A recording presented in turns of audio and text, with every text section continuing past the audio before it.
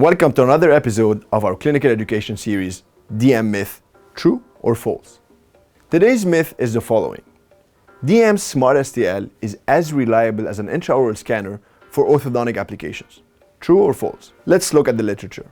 SmartSTL is a feature from DM that enables you to generate STL files from the patient's mouth remotely by simply using a smartphone. To be more specific, this technology leverages optimization algorithms to transform 2D images generated from the patient's mouth from a smartphone into 3D models by using the initial STL file uploaded into the DM platform.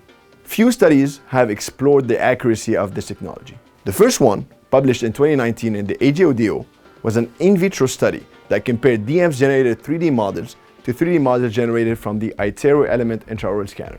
After superimposing both models, the one generated from DM and the one generated from the NIOS, they found that the mean global deviation were between 0.015 and 0.027 millimeter, which was significantly less than this ABO determined standard of 0.5 millimeters. As a result, the study concluded that the 3D digital dental models generated by DM are accurate enough to be used for clinical applications. A more recent in-vivo study published in the AJO-DO in 2023 tracked the orthodontic treatment of 24 patients across an average of 13.4 months. They took a DM scan and an intraoral scan at each visit and compared them to test the accuracy of DM.